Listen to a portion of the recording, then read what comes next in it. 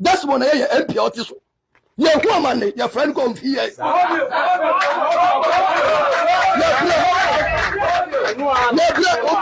Yeah, 2 about mouth. Now you woman. Now party communicating party 424. Yeah, you're from Omumbaye. You're 2 South NDC 424. Omuba, Omusu, you are Mati. Yeah, Terry. I'm on my sasa.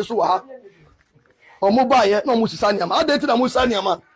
And you're bomb trade. No, my I was a former Munina Makwaba at Bagana and Sam TV show. One more is like video, no best subscribe to the channel, no turn on notifications. Say next time. Videos of this nature about so submit to my cabin as watch their wagging or comment section for them. Said Munim Danny from Mr. President. Maybe whom from Mr. President and Major also. Who text me Mr. President or comment section or Major also. Who see I'm a TikTok and I pay Mr. President and Major also sir. Kwede o baby agenda MPP. So the Munim the opposition. So we are trying our possible best. They use John and the same TV channel also. They are what the new patriotic party and menu kono. They are power 2028. Inshallah. Dr. Mahama president. Now also the problem about MBA so selkebi. Na my kan yi you John the money Mahama the book at Neze Agu die. Ya me ni amene am fa the Messiah Dr. Mahama ni amade na asem bebe fie. Na once again me catch a gun and mabunu nyina say amanyo sem ne yeye no. Eye da chinti ne yeye amanyo sem nye print ne amanyo sem. De wo ye bia no wo ye no wadwo say inti da chi bia no. Would you be proud of decision I will make here in politics? We shouldn't forget, say, politics, no, your mouth to me, say, Fabity Manful in him, your mouth to me, say, Fabe, it is all your software, or your ordinary Ghanaian, or your educationist, or your medical doctor, or your one once I have more opportunity to serve public space, do it with due diligence, respect, and absolute clarity. And yes, I be a home bachelor. That's what about you. Don't the money, Mika say me this communicator. Because some party, no. Yes. Minimum Mika. That's one MP artist. Yeah, woman, your friend come here.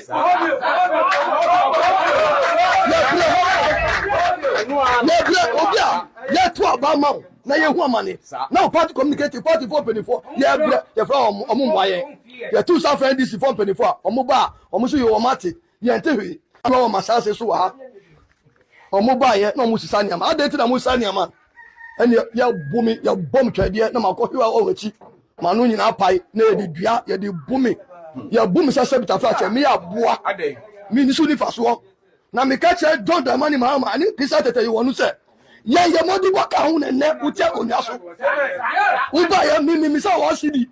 Miss out to me, person who say, NDC won what pass here now say a NPP. And our pastor says, I know, sir, they've cancelled the land guard issue.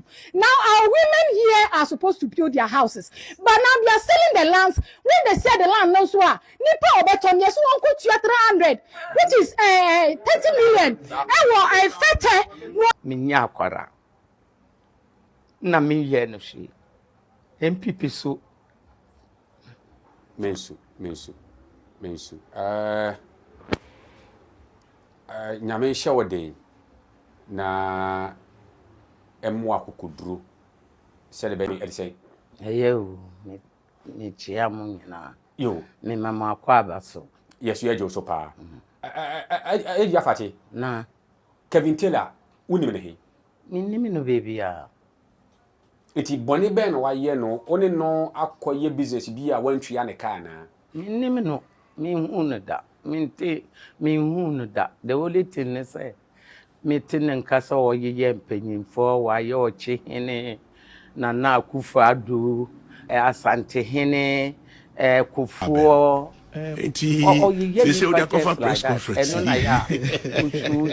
nothing that make us say your flag bearer in opposition e can say menene nkasada me hu he believes say the state of emergency about illegal mining NPP mukura ba ye munche as at that time no all kasa enti maybe they know enti na all kan but na wa ba be your NPP emrebe It na is kwa me oba yo mampeni na se bi a picture na different na. Me ko MPP dan kwa buzia. I started dan kwa buzia. And me join dan MPP. Tire ye ekwan a fa so wo join NPP. Na me tonkas wo circle. Me ye busuafo a wo no nyina. Me busuafo nyina ye. Na omo ye dan kwa buzia. Time me busuafo ye MPP for. Me busuafo nyina ye UP for. In short, me busuafo nyina ye UP for. Tira. Enti wo nananom edi kan join UP. Yes, ya wo me wo UP. Ye wo UP mu. Yes, of course. Na eye yi aben. Na ya wo me nyina me ba na me busuafo ye UP for me ntimi nka. Me ya wo me to UP mu. Me ya wo me na me papa na me busuafo nyina ye UP. Ntimi nka yi ya. Me ya wo me 57 and sana me 57 na ye nya independent no fa hodie no mu ma ye wo 3rd March 57.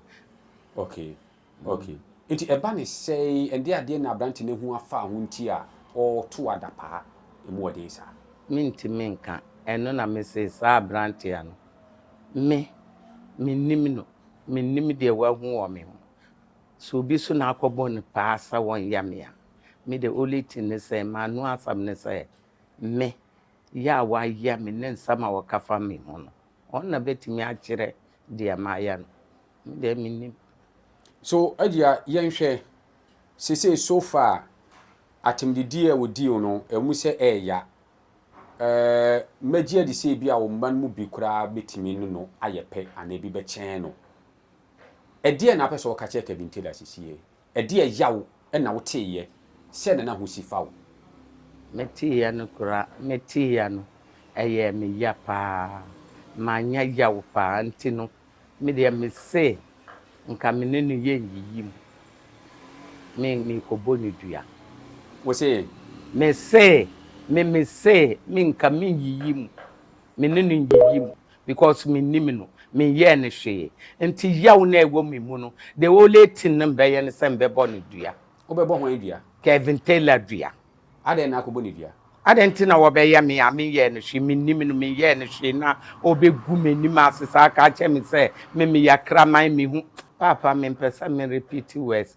me simbe boni dua that's what dua ne na be kire adekura maya obisu be ka se penifo bebre wo manimu a o maba eko enipa bebre didi o matem se ye bo manfo dua e mu didi amanfo etem ase ko bu ewu obia ne ne suban ya wode wo wiase wo ye obia de na wo ye wa na ebe ye wo ya enya wo ya wo mbodua but nipa me ye ne hwe dua na be kire adekura ohu me hu a wo ye me dua no be bo ne sen eno de ye masama ewo mitirim de mbe ya na ewo mitirim me pesa no kore ndedi ti bia ambefa bia mbefa na maboni dua Kevin Taylor se wo ye nipa wa na wama NPP ase papa mu ni wantwantwi no nkromba aba me then na maye na mama NPP papa free eye kwame Japan time porafoku time me ba mama nka sa me kire o fitidan kwa buzia time ya ye campaign ya bumi sa demonstrations aduboy time biso bia wo party nimu ya bumi ayami yaka de wo party nimu ntino samiti ho na obi besa party no a mentimi ntina se nhwese MPP nsai me de me pay MPP yie me pai MPP mu de na kire se me na me pai MPP mu obetimi a kire me o chese ase oti asem a wonto bo ase wakoma na de agina so no aye de o so ye na ade a wa brɛ wo ho na obi bɛsɛ na wo bɛnya akoma tie de nipa ne wo bɛ kasa wo nya akoma ansa na wo bɛ start sɛ wo bɛnya akoma na ade na asai wo bɛyɛ de na wa yɛ ni yi na NDC mabunu yase de aban nanim bɛyɛ fom okrom ha ɛne ye wo bɛsi krom ha wo ne bɛsi ɔko ne bɛsi okrom ha ya nyina ti krom ha Say, I'm pay investors. I know for more ton. I'm pay investors. I'm nyata for. I'm investors. I'm nyobia. 2020. I'm ye say I'm obey. I'm nya obia. 2021. And almost sign call advertising in the Economist daily graphic. Almost advertising we are seeing now. So almost pay investors partners. Yes, almost tongue. Almost pay partners. So time no. Na me ni abem. Okay. Na me ni abem. Na me ni minister. Me be minister 2023. Until 14 companies are a bid some partners meeting. Na me company ne can be. Oh, number 14. 14. Is there yesterday it was a so idea say unkwana. Omo advert. And yes, I mean my company. O company. I'm separate from my company. It's true, but oh dear. Absolutely. 14 companies and a bid 2021. Na minister na juma ya me yen tinu Rock City no me margin is amount for management and I'm very happy with them. 14 companies 2021 and a bid. I knew about the bid. Okay. But I mean a bid. About second time 2020 manji post. Until almost call through process na and almost shortlisted 3 companies. Senate. After 3 years, 2.5 years, open tender. A biographic movie, and almost shortlisted 3. Into 3 companies, and almost shortlisted. Now Rock City can be. There was nothing wrong with the transaction until Midimba up for vice president. And the Bay issue. Was it an agenda? Then okay, Ghana honey away. Doctor, who got any Ghana honey? Who understand you? Was it an agenda? From 2021, there was nothing wrong with the Senate go through processes now from 14 companies, almost only so about 3 open. Probably be anyhow. Me be a minister April 2023. Almost started at the end of 2021, 2022, 2023 April. And I'm a minister. Until Rock City was part of 3 now my shortlist. You know. It took 1 year, 2024, and no more enter negotiations. No problem be any. Kopim da, I became one of the potential names for vice president. And about for Kofa and no Edibai. And then Smith announced to say, that's so partners. I'm called parliament on this, I'm so partners. Because hotels in our essay. Ye caso woman declare profit 2024. Mubian who declare profit. None of the we declare profit ko check it. Snit that's what tia e binu so light bills be seen. Omufa pensioners can ma ko tia. So yes, time wa me be a minister 2023 no. Na be a transaction e do no. Because I started 2021, I got through processes a assembly. 2023, I be a minister. Assembly 2024. I won't say no way threatened. So was it within the party? And a banner sana. Work council mum na. Me no me no me no dey do you work council mum now. Na ma me bisa. Blame it on the rain. Do you remember that song? This is what they do. This is how politics has become. And then they say that politics is dirty. Politics is not dirty. It is bad people who create that impression.